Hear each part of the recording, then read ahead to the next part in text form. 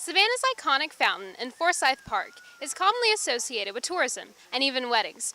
As you can see behind me, the fountain has been dyed green for Savannah's celebration of St. Patrick's Day. But the sculptures featured on this fountain are also associated with mythology. The real question is, are these mythological creatures good or evil?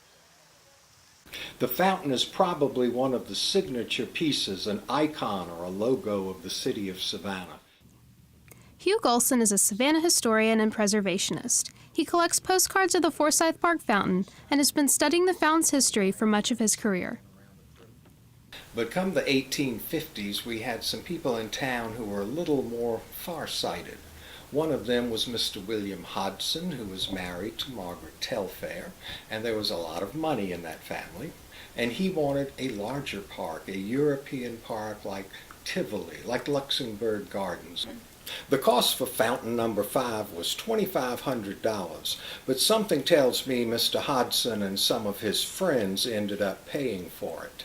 Fountain number 5 was in the catalog of the James and Beebe Company of the Bronx, New York. It was a modification of a popular fountain that had been shown in the International Exposition in London in 1850. The male Triton or merman figures have been moved out from under the lower bowl in the Savannah fountain, and they are halfway out in the pool towards the edge, making it a larger feature. The other 3 copies of the fountain keep the trident figures under the rim, and it's a more tight composition. Author and playwright Carol Mack writes about the lore and dispelling techniques for many sea spirits in her book, A Field Guide to Demons, Vampires, Fallen Angels, and Other Subversive Spirits. I'm not sure that what you have at the bottom of that fountain is a merman. The mermen, they're very vengeful.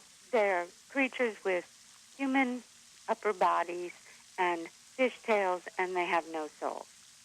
The 4 sea spirit figures in the pool of the fountain are most likely Tritons and not mermen. Tritons evolved in mythology as an underwater entourage for Poseidon. They are descendants of Triton, who was Poseidon and Amphitrite's son. Tritons, unlike mermen, are characterized in Greek mosaics and pottery with twin fishtails. They also carry a conch shell, which they blow to calm or stir up the waves. Though mermen are known to prey on young women, Tritons may not be so hostile. I don't think that they're evil. I don't think that they're ill-intentioned towards the female. Chantel Totoli is an MFA candidate in the writing department at the Savannah College of Art and Design. She is working on a thesis about the Little Mermaid statue in Denmark and researches Scandinavian sea lore. I think that they're, if anything, reverent. They're like servants. For these figures on the fountain, Are they more like a whimsical, a more Disney-fied? They have a trumpet warning, stay away from this fountain or stay away from this central figure, which could be a water goddess. I think you have to find out who that goddess is, because that goddess might be a goddess who would be very good for marriage, for having a happy family.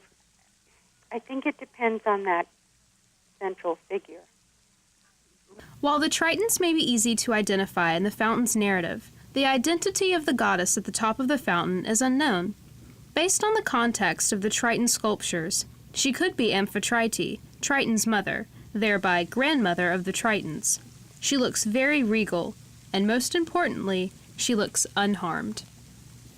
There are several of them, and they're protecting, basically, or announcing this, what looks like a goddess in the middle. They look noble, though. They don't seem, they're not struggling towards her, trying to climb the centerpiece or anything. If anything, they look like synchronized swimmers. But I know that if she were human, they'd eat her.